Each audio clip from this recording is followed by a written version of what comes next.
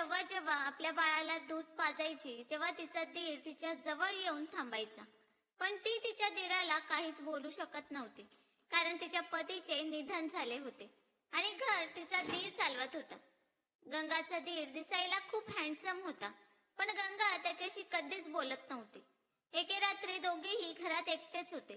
गंगा आपल्या बाळाला दूध पाजत होती तेव्हा तिचा दीर तिच्या खोलीत आला आणि त्याने बाळाला तिच्यापासून वेगळे केले आणि तो स्वतःच. गंगा दिसायला खूप सुंदर होती, त्यामुळे तिच्या आई वडिलांना तिची खूप काळजी वाटत होती, कारण गंगा इतकी सुंदर होती की तिला पाहून कोणीही तिच्या सौंदर्याच्या प्रेमात पडेल. म्हणूनच तिच्या आई वडिलांनी वयाच्या 20व्या वर्षापासून तिच्यासाठी नातं शोधायला सुरुवात केली होती. पण गंगाला तिच्या आई वडिलांनी पाहिलेल्या मुलासोबत लग्न करायचे नव्हते, कारण तिचे वरुण नावाच्या मुलावर खूप प्रेम होते. तिला वरुण सोबत प्रेम विवाह करायचा होता. वरुण दिसायला फारसा सुंदर नव्हता, म्हणून गंगाचे आई वडील तिच्यासाठी एक चांगला मुलगा शोधत होते. तिच्या वडिलांचा स्वभाव खूप कडक होता. त्यांनी गंगाला आधीच सांगितले होते की जर तू वरुणशी लग्न केलेस तर या घराचे दरवाजे तुझ्यासाठी कायमचे बंद होतील. तर वरुणच्या घरातील लोकांचा या लग्नावर काही आक्षेप नव्हता आणि वरुणच्या आईचे म्हणणे असे होते की प्रेम करणे काही गुन्हा नाही. त्याच्या घरात त्याचा लहान भाऊ आणि त्याची आई असे ते तिघेच राहत होते. गंगाला वाटत होते की तिचे लग्न वरुण सोबत शांततेत आणि दोन्ही कुटुंबाच्या संमतीने व्हावे, पण असे झाले नाही. काही कारणास्तव तिला तिच्या कुटुंबाच्या विरोधात जाऊन लग्न करावे लागले आणि ती लग्न करून वरुणच्या घरी आली. तेव्हा तिच्या सासूने तिला धीर दिला की तू अजिबात काळजी करू नकोस, हळूहळू सर्व काही ठीक होईल. पण गंगाच्या सासूबाईंना हेही चांगलंच माहित होतं की गंगाच्या वडिलांचा राग कधीच संपणार नाही, कारण गंगाला एक लहान बहीण होती आणि गंगाच्या वडिलांची इच्छा होती की गंगाचे लवकरात लवकर चांगल्या मुलासोबत लग्न करावे आणि त्यानंतर तिच्या लहान बहिणीचे लग्न करावे. पण गंगाने प्रेम विवाह केल्यामुळे आता तिच्या धाकट्या बहिणीच्या लग्नात अडचणी येऊ शकतात. गंगाला वाटलं होतं की ती वरुणशी लग्न करून त्याच्यासोबत सुखी संसार करेल, पण तिला कुठे माहित होतं की तिच्या नशिबाला काही वेगळंच मंजूर आहे. गंगा आणि वरुणच्या लग्नाने गंगाची सासू खूप आनंदी होती, त्यामुळे त्यांनी त्यांचे संपूर्ण घर फुलांनी आणि लाईटीच्या माळांनी सजवले होते. त्या घरात गंगाचे खूप छान स्वागत करण्यात आले, पण तरीही तिला आतून खूप अस्वस्थ वाटत होते. लग्नाआधी प्रत्येक मुलीच्या मनात ही भीती असते की सासरच्या लोकांचा स्वभाव कसा असेल आणि कसा नाही, आणि गंगाने तर तिच्या कुटुंबाच्या विरोधात जाऊन हे लग्न केले होते. लग्नाच्या अगोदर गंगाची तिच्या सासूसोबत एकदा भेट झाली होती, पण नंतर गंगाने तिच्या मनाला धीर दिला की जे होईल ते चांगल्यासाठीच होईल. वरुण मध्यमवर्गीय कुटुंबातला असला तरी गंगा जेव्हा सासरच्या घरी गेली तेव्हा तिची सासू आणि दीराने तिचे अतिशय प्रेमाने स्वागत केले. आता गंगाचे वरुण सोबत लग्नाचे स्वप्न पूर्ण झाले होते आणि आज तिच्या लग्नाची पहिली रात्र होती. गंगाच्या मनात प्रत्येक मुलीप्रमाणे अनेक इच्छा होत्या आणि आज तिच्या त्या सर्व इच्छा पूर्ण होणार होत्या. जेव्हा गंगा तिच्या खोलीत प्रवेश करणार होती तेव्हा तिच्या सासूने तिच्या हातात दुधाचा ग्लास दिला आणि सांगितले की ही एक प्रथा आहे. वरुण खोलीत आल्यावर तुम्ही दोघांनी हे दूध एकत्र प्या. गंगाला तिच्या सासूचे म्हणणे कळले होते, म्हणून तिनेही लाजून होकार दिला. मग ती तिच्या खोलीत गेली आणि खोलीत गेल्यावर तिने पाहिले की संपूर्ण खोली फुलांनी सजवलेली होती. तिने हातातील दुधाचा ग्लास टेबलवर ठेवला आणि मग ती बेडवर जाऊन बसली. जरी गंगाचा वरुण सोबत प्रेम विवाह झाला असला तरी तिला आतून थोडीशी भीती वाटत होती. लग्नाच्या अगोदर तर गंगा वरुण सोबत खूप बोलायची, पण आज तिला समजत नव्हते की काय बोलावे आणि पुढे काय होईल, कसे होईल. मग ती गप्प बसून तिचा पती वरुण रूममध्ये येण्याची आतुरतेने वाट पाहू लागली. काही वेळाने वरुण त्यांच्या खोलीत आला तेव्हा त्याला पाहताच गंगाच्या हृदयाचे ठोके वाढू लागले आणि कपाळावर घाम येऊ लागला. वरुण हळूच जाऊन गंगाच्या जवळ बसला आणि म्हणाला, काय झाले गंगा, आज तू खूप घाबरलेली दिसत आहेस. साहजिकच प्रेमविवाह असल्यामुळे घरातल्यांचा विचार डोक्यात असणारच, हे वरुणनेही ओळखले होते. तो गंगाचा हात धरून म्हणाला, मी तुला वचन देतो की मी आयुष्यभर तुझ्या सोबतच राहीन. तुला नेहमी आनंदी ठेवण्याचा प्रयत्न करेन. आणि तुझ्या डोळ्यातून कधीच एक थेंबही अश्रू येऊ देणार नाही. वरुण जेव्हा गंगाशी बोलत होता तेव्हा ती खूप प्रेमाने वरुणकडे पाहत होती. वरुणच्या डोळ्यात तिला स्वतःबद्दलचे अपार प्रेम दिसत होते आणि आता तिच्या मनातील भीती निघून गेली होती. वरुणने तिला खूप प्रेमाने मिठी मारली आणि लाईट बंद केली.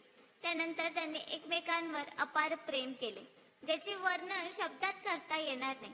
सकाळी खोलीच्या दरवाजावर थाप पडताच त्या आवाजाने गंगाला जाग आली. गंगाने दार उघडले तर खोली बाहेर तिची सासू उभी होती.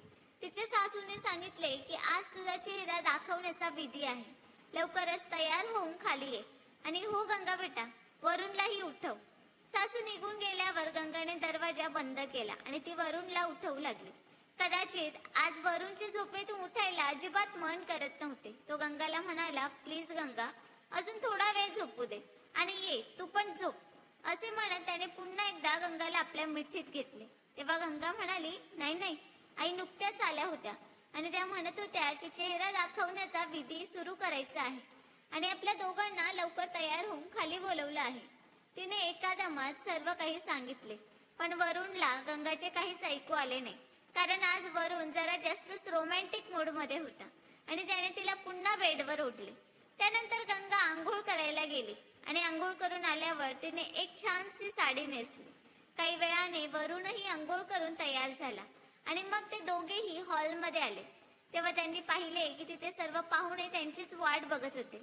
अगोदर त्या दोघांनी एकत्र नाश्ता केला आणि नंतर लगेच चेहरा दाखवण्याचा विधी सुरू झाला. गंगाला पाहणारी प्रत्येक स्त्री तिच्या सौंदर्याची खूप प्रशंसा करत होती.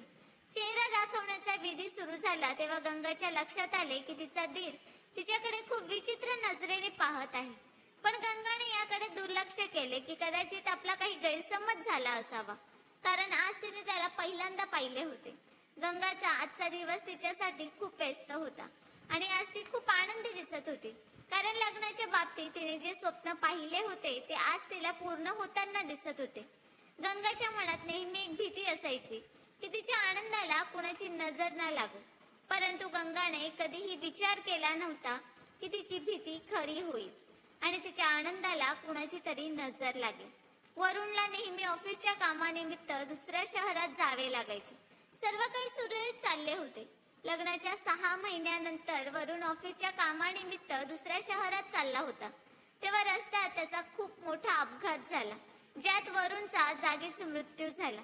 तो दिवस गंगाच्या आयुष्यातील भयानक दिवस होता.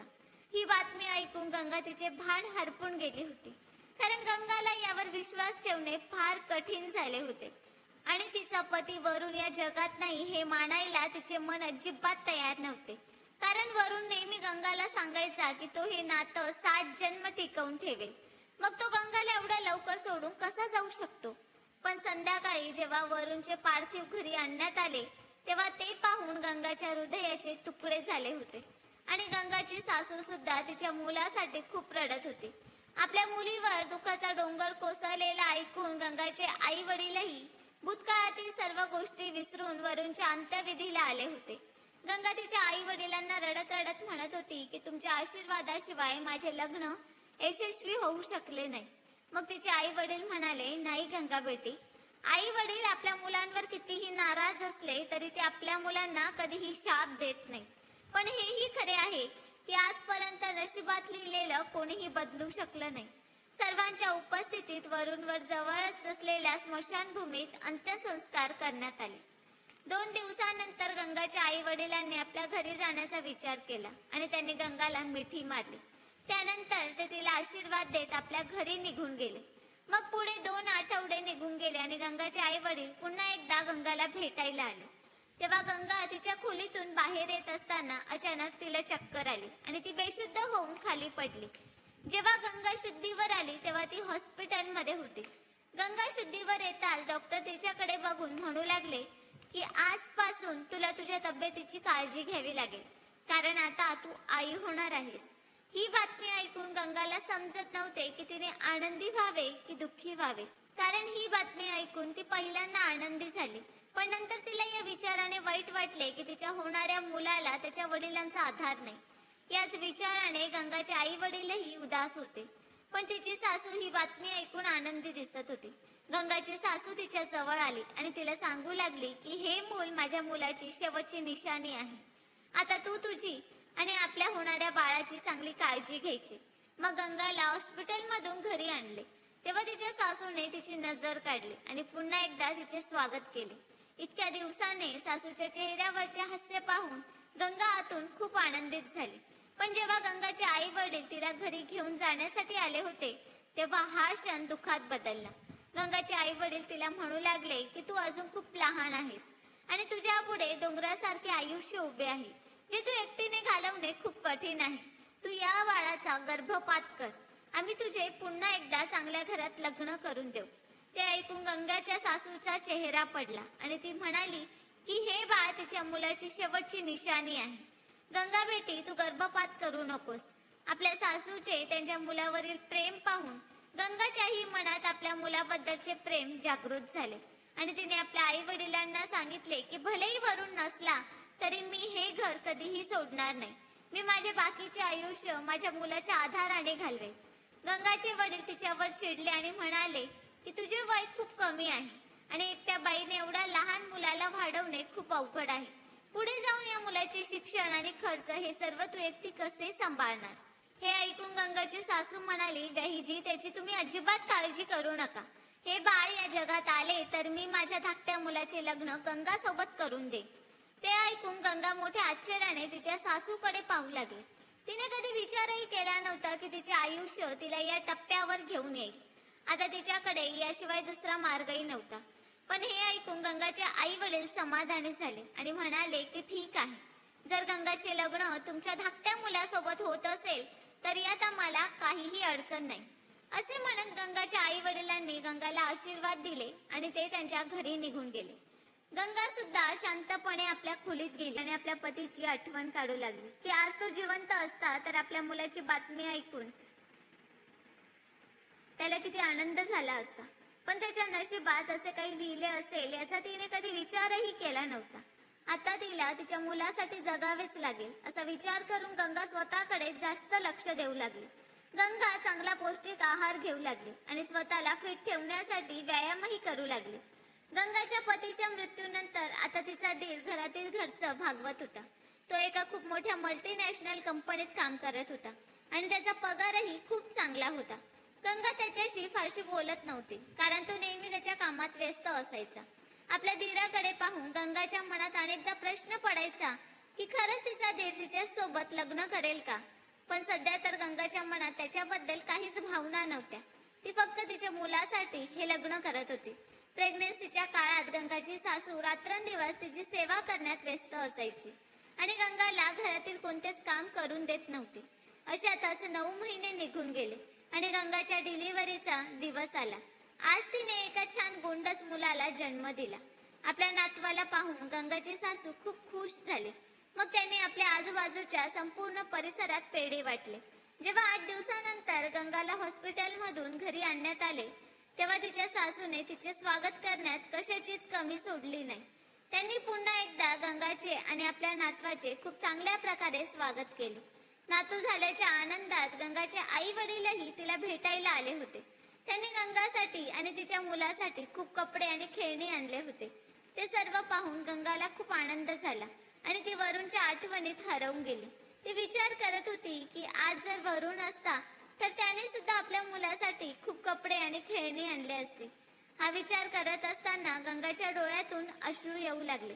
गंगाचे आई वडील गंगाच्या सासूला म्हणाले की आता गंगाची डिलिव्हरी झाली आहे. आता तुमच्या म्हणण्यानुसार तुम्ही तुमच्या लहान मुलाचे लग्न गंगा सोबत लावून द्या. हे ऐकून गंगाची सासू म्हणाली की तुम्ही त्याची अजिबात काळजी करू नका. मला माझे वचन लक्षात आहे. मी लवकरच गंगाचे लग्न माझा धाकटा मुलगा अर्जुनशी करून देईन. पुढे काही असेच दिवस निघून गेले आणि आता गंगाला काळजी वाटू लागली. असं व्हायला नको की अर्जुन या लग्नाला नकार देईल, कारण गंगाने आजपर्यंत तिच्या धीराच्या तोंडातून कधीही त्यांच्या लग्नाबद्दल ऐकलं नव्हतं. हे तिने फक्त तिच्या सासूच्याच तोंडून ऐकलं होतं. अर्जुनने लग्नाला जर नकार दिला तर ती कुठे जाणार आणि तिला तिच्या मुलासह कोण ऍक्सेप्ट करणार? हीच काळजी आता तिला दिवस रात्र सतावत होती. मग एके रात्री गंगा पाणी पिण्यासाठी उठली आणि किचन मध्ये गेली. तेव्हा तिला तिच्या सासूच्या खोलीतून बोलण्याचा आवाज ऐकू आला. मग गंगा तिच्या सासूच्या खोलीजवळ गेली आणि दरवाजाला कान लावून ऐकू लागली.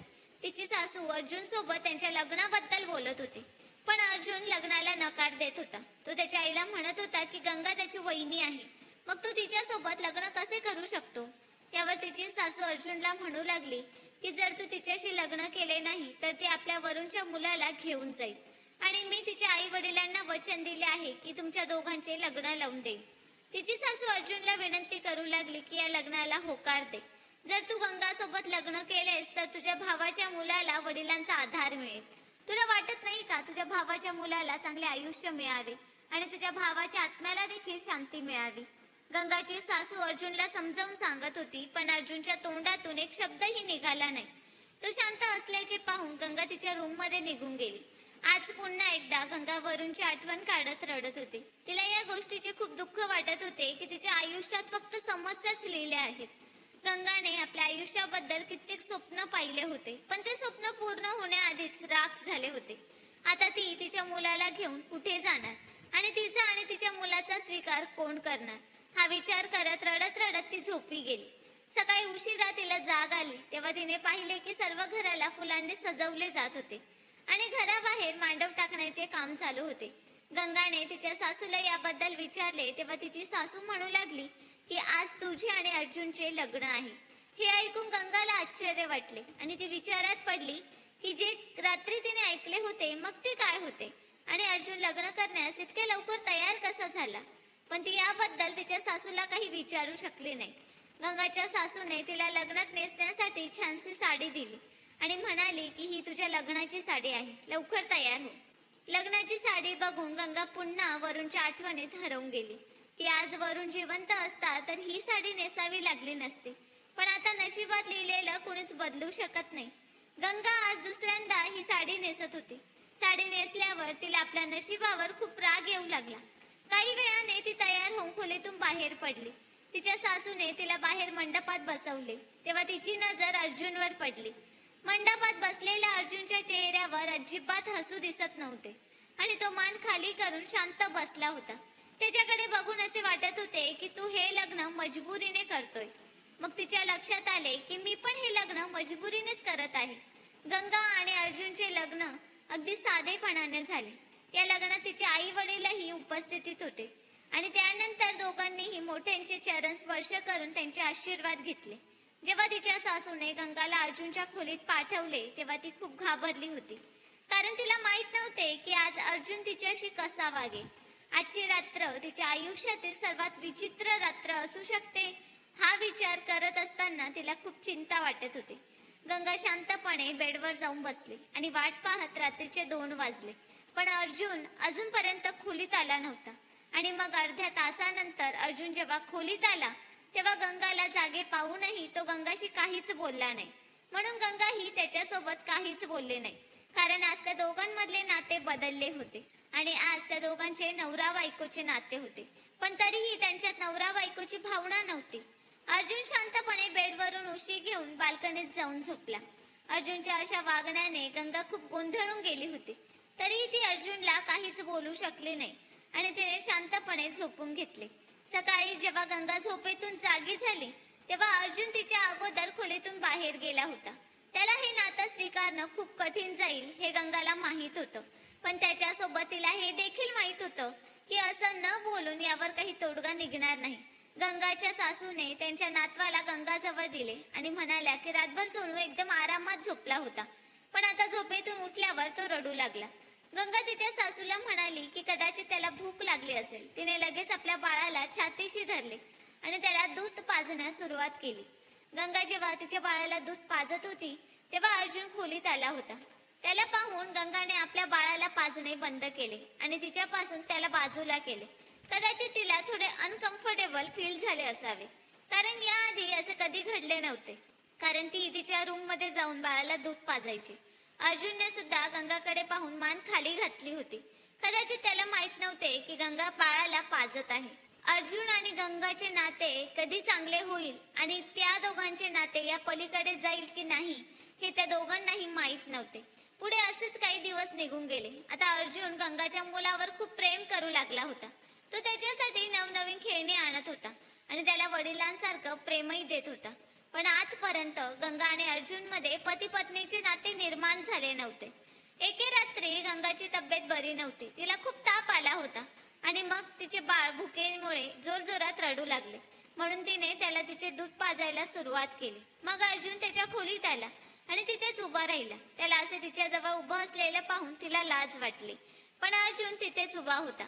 गंगाला असे त्याचे वागणे अजिबातच आवडले नाही आणि ती काही बोलायच्या आधीच अर्जुनने तिच्या बाळाला तिच्यापासून वेगळे केले आणि म्हणाला, तुम्ही मला चुकीचे समजत आहात आणि तुमचा गैरसमज करून घेत आहात. मी इथे फक्त हे सांगायला आलो होतो की तुम्हाला खूप ताप आहे. अशा स्थितीत तुम्ही बाळाला तुमचे दूध पाजणे योग्य नाही, नाहीतर बाळ सुद्धा आजारी पडेल. एवढं बोलून तो गंगाच्या बाळाला बाहेर घेऊन गेला आणि स्वतः त्याला पावडरचे दूध तयार करून पाजू लागला. हे पाहून गंगाला तिची चूक समजली आणि ती लगेच उठून बाहेर गेली. तेव्हा तिने पाहिलं की अर्जुन स्वतः तिच्या बाळाला पावडरचे दूध तयार करून पाजत होता. जेव्हा गंगा माफी मागण्यासाठी त्याच्या जवळ गेली तेव्हा तो रागाने उठून तिथून निघून गेला. गंगा आणि अर्जुन मधील अंतर संपण्याची चिन्ह दिसत नव्हती, पण आज अर्जुनच्या कृतीवरून गंगाला समजले होते की तो तिच्या बाळावर खूप प्रेम करतो. अर्जुन आणि गंगाच्या लग्नाला 1 महिना उलटून गेला होता, पण ते दोघेही एकाच खोलीत राहूनही वेगळे झोपायचे. अर्जुन त्याच खोलीत सोफ्यावर झोपायचा तर गंगा आपल्या बाळासह बेडवर झोपायची. एक दिवस गंगाची सासू गंगाला म्हणाली की गंगा, अर्जुन आणि तू या लग्नामुळे खुश तर आहात ना? यावर गंगाने हो मध्ये मान हलवली. मग तिच्या सासूबाईंनी विचारले की तुमच्या दोघांमध्ये पती पत्नीचे नाते निर्माण झाले आहे का? तेव्हा गंगाला आपल्या सासूचे म्हणणे चांगल्या प्रकारे समजले होते की त्यांना काय विचारायचे होते. त्यामुळे गंगाने नाही मध्ये मान हलवली. हे पाहून तिची सासू म्हणू लागली की तुमच्या लग्नाला 1 महिना झाला आहे आणि तुमच्या दोघांमध्ये अजूनपर्यंत कुठले संबंध प्रस्थापित झाले नाही. हे अजिबात बरोबर नाही. मला तर वाटलं होतं की लग्नानंतर अर्जुन आपोआपच तुझ्या जवळ येईल, पण आता मला असं वाटतंय की हा विचार करणं माझी चूक होती. पण आता तुमचे लग्न झाले आहे, त्यामुळे माझे असे म्हणणे आहे की जमलेच तर तू याबद्दल अर्जुनशी बोलावे आणि या नात्याला सुरुवात करावी. कदाचित तो तुझ्या भावना समजून घेईल, कारण तुम्ही दोघं आता पती पत्नी आहात. त्यामुळे तुम्हाला कधी ना कधी या नात्याला पुढे घेऊन जावेच लागेल. हे ऐकून गंगालाही वाटलं की ती तिची सासू जे काही बोलत आहे ते अगदी बरोबर आहे. म्हणूनच आज रात्री गंगा त्याच्या खोलीत अर्जुनची आतुरतेने वाट पाहत बसली होती. जेव्हा अर्जुन खोलीत आला आणि त्याने पाहिलं की गंगा आपली वाट पाहत आहे तेव्हा त्याला आश्चर्य वाटलं. गंगा अर्जुनला म्हणाली, मला तुझ्याशी काहीतरी महत्वाचं बोलायचं आहे. हे ऐकून तो म्हणाला की बोला, मी तुमचे ऐकत आहे. मग गंगा म्हणाली की असे किती दिवस चालणार आणि आपण किती दिवस एकमेकांपासून दूर पळत राहणार? आपल्या लग्नाला महिना झाला आहे, पण आजपर्यंत आपल्यात नवरा बायकोचे कुठलेच नाते प्रस्थापित झाले नाही. हे ऐकून तो खूप चिडला आणि म्हणाला की मी हे लग्न आईच्या सांगण्यावरून केले आहे, कारण तुम्ही बाळाला माझ्या आईपासून दूर नेऊ नये म्हणून. गंगाने अर्जुनचा हात धरून त्याला समजवण्याचा खूप प्रयत्न केला, पण त्याने तिचा हात झटकला आणि म्हणाला की मला पुन्हा कधी स्पर्श करण्याचा प्रयत्न करू नका. मी हे लग्न फक्त माझ्या भावाच्या मुलासाठी केले आहे, जेणेकरून मी त्याला वडिलांचे प्रेम देऊ शकेन.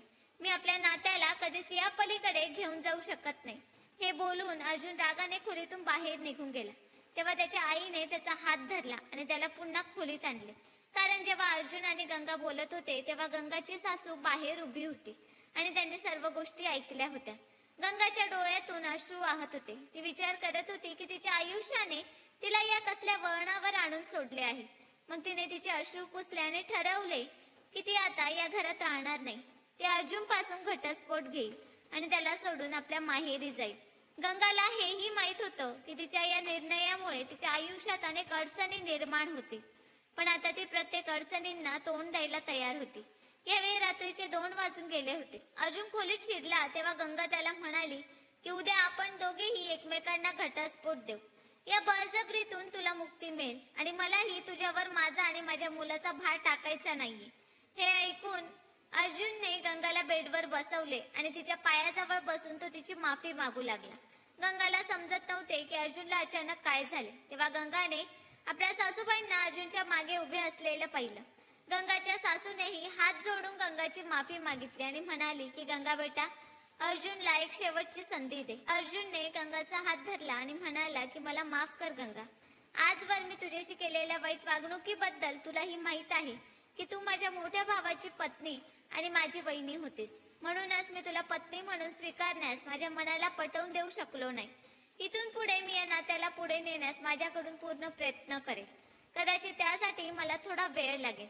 आज अर्जुनच्या डोळ्यात पाणी आले होते आणि तो आपल्या मोठ्या भावाची आठवण करून देताना म्हणाला की आज जर दादा असता तर या सर्व समस्या उद्भवल्या नसत्या आणि कदाचित आज आपण आपापल्या आयुष्यात आनंदी राहिलो असतो. वरुणचे नाव ऐकून गंगाच्याही डोळ्यात पाणी आले होते. ती अर्जुनला म्हणाली की ठीक आहे, मी तुला एक संधी नक्कीच देईन, पण जोपर्यंत आपण नवरा बायकोचं नातं स्वीकारत नाही तोपर्यंत तरी आपण मैत्रीचं नातं टिकवून ठेवू शकतो. कारण जोपर्यंत आपण एकमेकांशी बोलणार नाही तोपर्यंत आपण एकमेकांना समजून घेऊ शकत नाही. आपल्या न बोलण्यामुळे आपल्यामध्ये एक भिंत निर्माण झाली आहे. तेव्हा गंगाची सासू ही पुढे सरकली आणि गंगाच्या कपाळाची चुंबन घेत म्हणाली की बेटी, तुम्ही पती पत्नीच्या नात्यात पुढे जा आणि आनंदी राहा. या पलीकडे मला आणखी काय हवंय? माझी मुलं सुखी राहावीत, बस यापेक्षा मला माझ्या आयुष्यात काहीच नको. त्यानंतर गंगाची सासू त्यांच्या खोलीतून बाहेर आली. अर्जुन आणि गंगा देखील त्यांच्या खोलीत झोपले. आता अर्जुनचे वागणे दिवसेंदिवस बदलत चालले होते आणि ते दोघेही एकमेकांशी बोलू लागले होते. लवकरच गंगा आणि अर्जुन मधले अंतर संपुष्टात आले आणि आता ते दोघेही हळूहळू एकमेकांच्या जवळ येऊ लागले होते. एके दिवशी अर्जुन गंगाला बाहेर फिरायला घेऊन गेला होता. गंगा पहिल्यांदाच अर्जुन सोबत त्याच्या बाईकवर बाहेर फिरायला गेली होती. त्या दिवशी अर्जुन कधी हळू बाईक चालवायचा तर कधी अचानक वेगात असणाऱ्या त्याच्या बाईकला ब्रेक लावायचा. जेव्हा स्पीड मध्ये असणाऱ्या बाईकला अर्जुन ब्रेक मारायचा तेव्हा त्याच्यातील असलेलं अंतर कमी व्हायचं आणि गंगा त्याच्या जवळ यायची. गंगाची नजर जेव्हा बाईकच्या आरशावर पडली तेव्हा तिला अर्जुनच्या चेहऱ्यावर एक खोडकर हसू दिसले. तिला समजले होते की तो हे जाणून बुजून करत आहे. आता गंगानेही त्याला मागून घट्ट पकडले तेव्हा अर्जुनच्या चेहऱ्यावर एक वेगळाच आनंद पसरला होता. संध्याकाळी जेव्हा ते दोघे घरी परतले तेव्हा गंगा धावत घराकडे गेली. तिने पाहिले की घरात कोणीच नाही. गंगाला आपल्या मुलाची काळजी वाटू लागली. अर्जुन तिला मागून हाक मारत होता. अर्जुन तिच्या जवळ आल्यावर गंगाने त्याला विचारले की माझे बाळ कुठे आहे? मग अर्जुन म्हणाला की तू त्या दोघांची अजिबात काळजी करू नकोस. ते दोघे मावशीच्या घरी गेले आहेत आणि उद्या सकाळपर्यंत परत येतील. त्यानंतर अर्जुन गंगाला आपल्या खोलीकडे घेऊन गेला. खोलीचा दरवाजा उघडताच गंगाने पाहिले की संपूर्ण खोली फुलांनी सजली होती. गंगा आश्चर्यचकित झाली होती आणि आनंदी सुद्धा झाली होती कारण तिची खोली लग्नाच्या रात्रीच्या खोलीसारखी सजली होती. मग दोघांनी एकमेकांचा हात धरला आणि खोलीत प्रवेश केला. आजची रात्र त्यांच्यासाठी खूप खास होती. खोलीत गेल्यावर अर्जुनने गंगाला सांगितले की आज तो मुद्दाम तिला बाहेर फिरायला घेऊन गेला होता जेणेकरून तो तिच्यासाठी हे सर्व सरप्राईज प्लॅन करू शकेल. अर्जुनच्या तोंडून हे सर्व ऐकून गंगा खूप खुश झाली. अर्जुन आता हळूहळू गंगाच्या जवळ येत होता पण गंगाने त्याला एक हलकासा धक्का दिला आणि त्याच्यापासून दूर झाली कारण तिला अर्जुनच्या मादक नजरेचा अर्थ समजला होता. गंगा आणि अर्जुनच्या लग्नाला आता 2 महिने उलटून गेले होते. तेव्हा कुठे त्यांच्यातल्या पती पत्नीच्या खऱ्या नात्याला सुरुवात झाली होती. अर्जुनने गंगाचा हात आपल्या हातात घट्ट पकडला आणि म्हणाला की हे नातं मी मरेपर्यंत कायम ठेवीन. अर्जुनच्या तोंडावर गंगा हात ठेवत म्हणाली की प्लीज अर्जुन, इथून पुढे कधीच मरणाबद्दल बोलू नकोस. हे बोलताना गंगाच्या डोळ्यातून पाणी आले होते. अर्जुन म्हणाला बरं बाबा, आता इथून पुढे असं कधीच बोलणार नाही ज्यामुळे की तुझ्या डोळ्यात पाणी येईल. मी तुला हे सांगू शकत नाही की जे झालं ते विसरून जा, पण मी तुला वचन देतो की इथून पुढे तुझ्या डोळ्यात एकही अश्रू येऊ देणार नाही. अर्जुनने गंगाला आपल्या मिठीत घेतले आणि खोलीची लाईट बंद केली. आज त्यांच्या आयुष्याची नवी सुरुवात झाली होती. त्यांच्यातील अंतर आता प्रेमात बदलले होते आणि आता ते दोघेही एकमेकांच्या इतके जवळ आले होते की दोघांनाही एकमेकांच्या हृदयाचे आवाज स्पष्ट ऐकू येत होते. तर मित्रांनो, कथा कशी वाटली ते कमेंट करून नक्कीच सांगा आणि कथा आवडली असेल तर व्हिडिओला लाईक आणि चॅनलला सबस्क्राईब करायला विसरू नका. धन्यवाद.